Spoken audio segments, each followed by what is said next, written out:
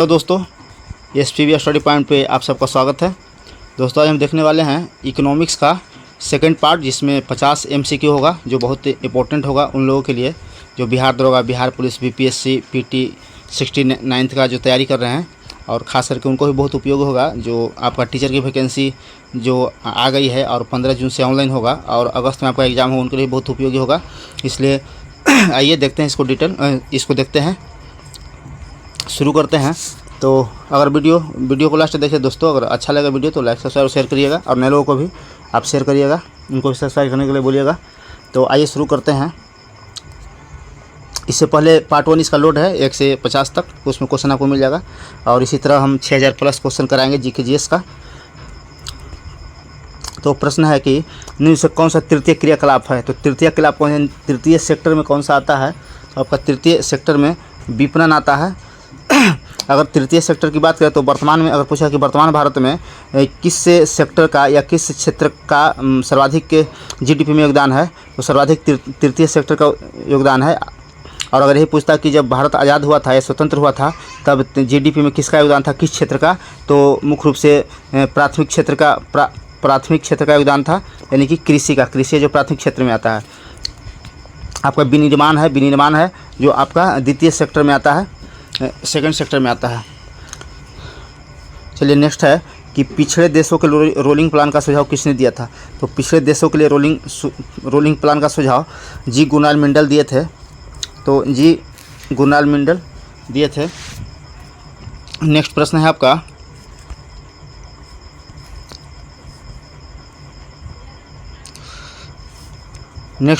कि आर्थिक नियोजन विषय है। तो आर्थिक नियोजन किस सूची का विषय है। तो आर्थिक नियोजन समवर्ती सूची का विषय है। आपको पता हो कि संविधान में 3 सूची का वर्णन मिलता है, संघ सूची, राज्य सूची, समवर्ती सूची। जिसपे संघ का यानी केंद्र का पावर होता है नियम बनाने का, जिस विषय पे, उसको संघ सूची में रखा जाता है। और जिसमें राज्य का पावर होता है यानी कि राज्य का अधिकार होता है जिस विषय पर कानून बनाने का, उसको राज्य सूची में रखा जाता है। और वैसा विषय जिस पे दोनों कानून बना सकते हैं, जैसे राज्य सरकार और केंद्र सरकार, जिसमें आपका अगर ज़रूरत पड़ेगा तो राज्य सरकार का जो वहाँ पावर होगा सीज हो जाएगा, और केंद्र सरकार का पावर यहाँ पे काम करेगा। तो जो केंद्र सरकार बोलेगा वही होगा। तो इसीलिए आपको आर्थिक नियोजन जो है समवर्ती सूची का विषय है। नेक्स्ट है कि कौन सी पंचवर्षीय योजना अपनी अवधि पूर्ण होने कि 1 वर्ष पूर्व समाप्त हो गई थी। तो ये आपका पाँचवीं पंचवर्षीय योजना थी। 5वीं पंचवर्षीय योजना 4 वर्ष तक ही चला था। और समवर्ती सूची के बारे में एक और स्पेशल बात करें तो पूछता है कि संविधान में कहाँ से लिया गया है। तो समवर्ती सूची ऑस्ट्रेलिया से लिया गया है, ऑस्ट्रेलिया के संविधान से लिया गया है समवर्ती सूची। नेक्स्ट है कि अवमूल्यन का क्या तात्पर्य होता है। तो अवमूल्यन का अर्थ होता है कि जो स्वदेशी मुद्रा होता है उसको अन्य मुद्रा की तुलना में, यानी कि विदेशी मुद्रा की तुलना में मूल्य को घटाना। तो आपको ऑप्शन ए हो जाएगा, अन्य मुद्रा की तुलना में स्वदेशी मुद्रा के मूल्य को घटाना अवमूल्यन कहलाता है। नेक्स्ट है कि नाबार्ड की स्थापना किस समिति की सिफारिश पे हुई थी। तो नाबार्ड की स्थापना शिरोमणि समिति की सिफारिश पे 1982 में हुआ था, 1982 में। और नाबार्ड की स्थापना, नाबार्ड की मुख्यालय पूछे तो नाबार्ड की मुख्यालय आपका मुंबई में है। चलिए नेक्स्ट प्रश्न है कि किसी देश का जीवन प्रतिबिंबित होता है प्रति व्यक्ति आय से होता है। प्रति व्यक्ति आय से किसी भी देश का जीवन प्रतिबिंबित होता है। नेक्स्ट प्रश्न है आपका कि किस समिति द्वारा कृषि जोतों पर कर लगाने की संस्तुति की गई थी। तो आपका जो राज्य समिति था इसके तहत कृषि जोत पर कर लगाने का सुझाव दिया गया था। नेक्स्ट है कि विश्व बैंक की उदार ऋण प्रदान करने वाली खिड़की किसे कहा जाता है। तो ये आपका हो जाएगा अंतर्राष्ट्रीय विकास संघ को विश्व बैंक की उदार ऋण प्रदान करने वाली खिड़की कहते हैं। नेक्स्ट है कि आपके बैंक आपके द्वारा किस बैंक की टैग लाइन है। तो आपका इंडियन पोस्ट पेमेंट बैंक, पहले ये आपका जो पोस्ट ऑफिस है उसको इंडियन पोस्ट पेमेंट बैंक नाम दिया गया, और इसका टैग लाइन था आपका बैंक आपके द्वार। नेक्स्ट है कि समावेशी वृद्धि के लिए आवश्यक क्या है। तो समावेशी वृद्धि के लिए उपयुक्त सभी आवश्यक है, जैसे अधोसंरचनात्मक सुविधाओं का विकास, कृषि का पुनरुत्थान, शिक्षा और स्वास्थ्य जैसी सामाजिक सेवाओं को आधारित उपलब्धता, यानी कि उपयुक्त सभी इसका आंसर हो जाएगा। नेक्स्ट है कि 1951-52 में 1951-52 में भारतीय अर्थव्यवस्था में कृषि एवं संबद्ध क्षेत्र का हिस्सा कितना था? तो 1951-52 में कृषि एवं संबद्ध क्षेत्र का हिस्सा लगभग आपका 52% था। अभी भी कुछ देर पहले हम बताया कि जो देश आज़ाद हुआ था तो प्राथमिक सेक्टर का यानी प्राइमरी सेक्टर का योगदान सर्वाधिक था जीडीपी में। अब वर्तमान में बात करें तो तृतीय क्षेत्र का योगदान सर्वाधिक है। नेक्स्ट है प्रश्न आपका कि भारत के सरकारी कर्मचारियों के महंगाई भत्ते का आधार क्या होता है? तो जो सरकारी कर्मचारी होता है उसका महंगाई भत्ते का आधार होता है उपभोक्ता मूल्य सूचकांक। नेक्स्ट है कि बंद अर्थव्यवस्था वह अर्थव्यवस्था है जिसमें न तो आयात होता है न तो निर्यात होता है। ऐसा अभी वर्तमान में दक्षिण कोरिया है और वहाँ भी आयात निर्यात शुरू हो गया है। नेक्स्ट है कि स्टैगफ्लेशन का क्या तात्पर्य है? तो महंगाई के साथ अगर मुद्रास्फीति आता है यानी कि महंगाई के साथ आपका मंदी आ जाएगा, मंदी के साथ मुद्रास्फीति आ जाएगा, इसको स्टैगफ्लेशन कहेंगे। ये आपको बिहार दरोगा 1717 मेंस में पूछा गया था क्वेश्चन कि स्टैगफ्लेशन का क्या तात्पर्य होता है? तो मंदी के साथ मुद्रास्फीति। नेक्स्ट है सतत आर्थिक विकास का क्या अभिप्राय है? तो सतत आर्थिक विकास का अभिप्राय है कि वर्तमान पीढ़ी के विकास के साथ साथ भविष्य का आर्थिक विकास करना। नेक्स्ट है कि आरबीआई के बैंक दर कम करने के फलस्वरूप क्या हो जाएगा? तो अगर आरबीआई के बैंक दर कम कर दिया जाता है तो जितना भी वाणिज्यिक बैंक है उस सभी अपना जो ऋण देने का रेट है उसको कम कर देगा, तो बाज़ार की तरलता बढ़ जाएगी। क्योंकि अधिक संख्या में लोग ऋण लेंगे यानी कर्ज लेंगे बैंक से, तो बाज़ार की तरलता बढ़ जाएगी। अगर यही कहता कि अगर आरबीआई के बैंक दर बढ़ा देता है तो क्या परिणाम पड़ेगा? तो बाज़ार की तरलता घट जाती है वहाँ पे। नेक्स्ट है कि द्रव की पूर्ति यथावत रहने पर द्रव की मांग में वृद्धि होती है, तो द्रव की मांग में वृद्धि होती है तो ब्याज की दर में क्या प्रभाव पड़ेगा? तो आइए इसका ऑप्शन देखते हैं। तो आपको ब्याज की दर में वृद्धि हो जाएगी, ब्याज की दर में वृद्धि हो जाएगी। नेक्स्ट है कि निम्नलिखित कौन सा निर्धनता के लिए उत्तरदायी नहीं है? तो निर्धनता के लिए उत्तरदायी आपको बढ़ता निवेश नहीं होगा, बेरोजगारी हो जाएगा, जनसंख्या की उच्च वृद्धि दर हो जाएगा, अपर्याप्त समृद्धि हो जाएगा। तो बढ़ता निवेश निर्धनता के लिए जिम्मेवार नहीं है। नेक्स्ट है विकास का भारतीय मॉडल किसके हितों की सुरक्षा करता है? तो यह व्यक्ति एवं राज्यों का हितों की रक्षा करता है। नेक्स्ट है आपका नेक्स्ट प्रश्न है कि निम्न कारणों से सकल राष्ट्रीय उत्पाद की जीएनपी में श्रम की भागीदारी कम है, तो कीमत की तुलना में मजदूरी कम है, इसीलिए इसकी भागीदारी कम है। नेक्स्ट है कि भारतीय अर्थव्यवस्था के उदारीकरण के अग्रदूत या पायनियर किसे कहते हैं? तो डॉक्टर मनमोहन सिंह को कहते हैं पायनियर। नेक्स्ट है कि निम्नलिखित में से कौन सा आर्थिक वृद्धि का परिचायक नहीं है? आर्थिक वृद्धि का परिचायक नहीं है, तो आइए ऑप्शन देखते हैं।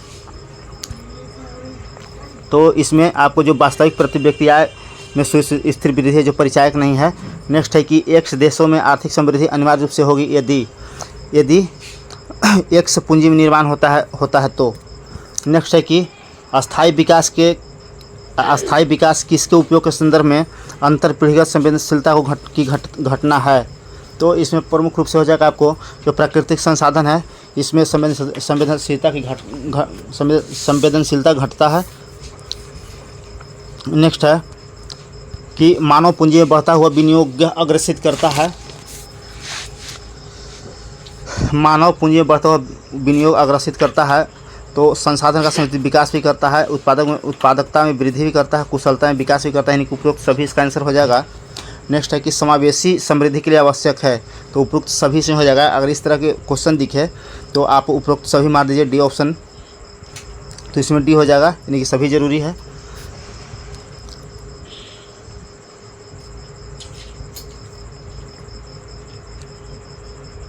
नेक्स्ट प्रश्न है 78वां प्रश्न है कि निम्न में से किस आर्थिक सर्वेक्षण में पहली बार धारणीय विकास और जलवायु परिवर्तन का नवीन अध्याय जोड़ा गया? तो ये आपको 2011-12 में जोड़ा गया था। नेक्स्ट है निम्नलिखित में कौन सा भारत में सहकारी कृषि के लिए विचार के समर्थक नहीं थे? तो जो चौधरी चरण सिंह थे, ये आपका भारत में सहकारी कृषि के विचार के समर्थक नहीं थे। आज चौधरी चरण सिंह ही ऐसा प्रधानमंत्री थे जो कभी आपको संसद में चरण नहीं रखे थे, यानी कि कभी उपस्थित नहीं हुए थे। एक प्रश्न ये भी आता है कि भारत का कौन सा ऐसा प्रधानमंत्री है जो कभी संसद में चरण नहीं रखे थे, उपस्थित नहीं हुए थे? तो चौधरी चरण सिंह थे।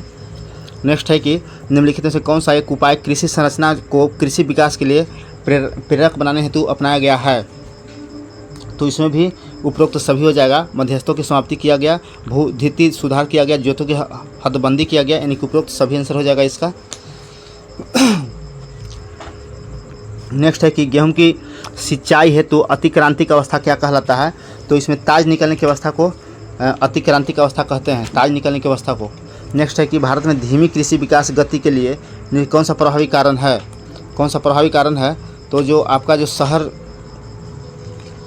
आपका जो ग्रामीण निर्धनता है जो कृषि को धीमी विकास प्रदान करता है। नेक्स्ट प्रश्न है आपका 83 कि भारत की काली मिट्टी किसके उत्पादन के लिए बहुत प्रयुक्त है। तो काली मिट्टी में कपास का उत्पादन होता है। अगर यहाँ से और आपको एक प्रश्न फंसाएगा कि कपास का उत्पादन कब से माना जाता है भारत में, तो सर्वप्रथम भारत में ही माना जाता है। और आपका मुख्य रूप से सिंधु घाटी सभ्यता से ही कपास का उत्पादन होते आ रहा है और आज तक भी होते आ रहा है। और इसमें और प्रश्न पूछा कि भारत में काली मिट्टी का विस्तार कहाँ है। तो सर्वाधिक अगर काली मिट्टी का पूछे कि कहाँ विस्तार है, तो महाराष्ट्र में इसका विस्तार है। महाराष्ट्र में अगर कहता है कि जो कपास है जो सर्वाधिक उत्पादन कहाँ होगा, तो कपास गुजरात में उत्पादन होगा, गुजरात में। यहाँ दो प्रश्न फंसाता है। काली मिट्टी सर्वाधिक महाराष्ट्र में है और कपास के उत्पादन सर्वाधिक गुजरात राज्य में होता है। नेक्स्ट कहता है कि निम्नलिखित किस प्रांत में सोयाबीन की खेती अंतर्गत क्षेत्र सर्वाधिक है। तो सोया प्रदेश मध्य प्रदेश को कहते हैं, इसलिए सोयाबीन की खेती सर्वाधिक मध्य प्रदेश में होगा। नेक्स्ट है कि भारत में फसलों की बुआई के अंतर्गत शुद्ध क्षेत्रफल लगभग कितना है। तो आपका 14 करोड़ हेक्टेयर है शुद्ध क्षेत्रफल बुआई के लिए।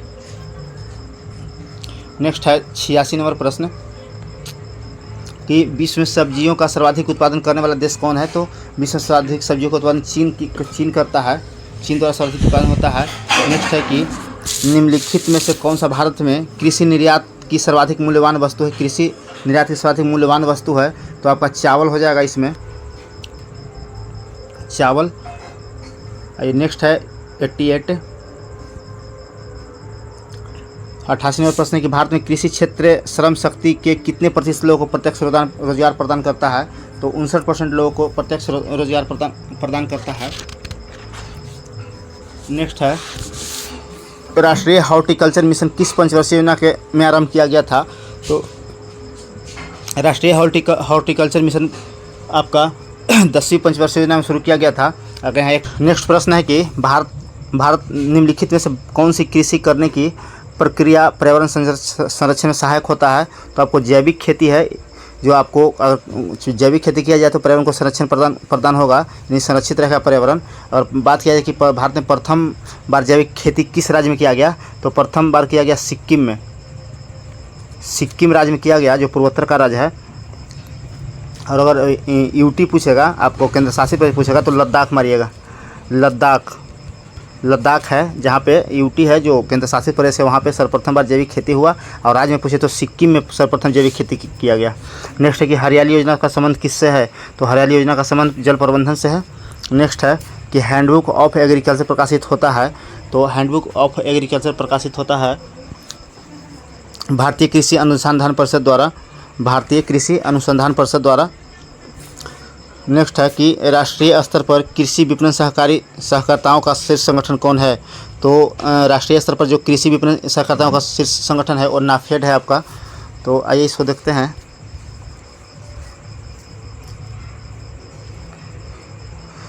नाफेड हो जाएगा।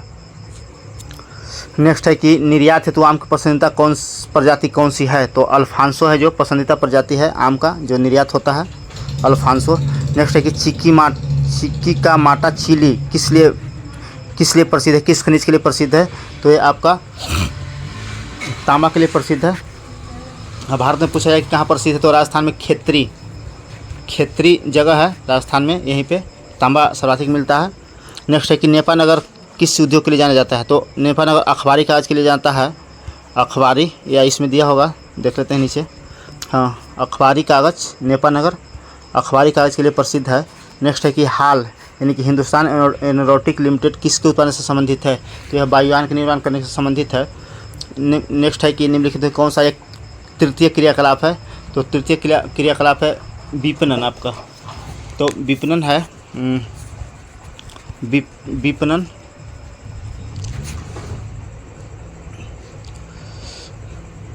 विपणन हो जाएगा, यहाँ पे होगा D number answer, option D है इसका आंसर, विपणन। नेक्स्ट है कि जैसे जैसे अर्थव्यवस्था का विकास होता है वैसे वैसे जीडीपी में तृतीय क्षेत्र का अंश तो वैसे बढ़ता है, तृतीय क्षेत्र का अंश बढ़ता है, क्योंकि सर्वाधिक अभी अगर बात किया जाए तो तृतीय क्षेत्र का योगदान जीडीपी में है। नेक्स्ट है कि भारत सरकार की राजकोषीय नीति का निम्न से कौन सा एक उद्देश्य नहीं है, तो कौन सा उद्देश्य नहीं है, तो अंतर्राज्यीय व्यापार का नियमन करना उद्देश्य नहीं है। तो इस प्रकार से दोस्तों 50 प्रश्न खत्म हुआ, पार्ट 2 ये है आपका। इसी तरह हम इसका आपको 500 प्रश्न कराएंगे, तो वीडियो को लास्ट तक देखे होंगे तो अच्छा है, और नहीं देखे तो देख लीजिएगा, और अच्छा लगे तो लाइक सब्सक्राइब शेयर जरूर कीजिएगा। लास्ट तक देखने के लिए धन्यवाद।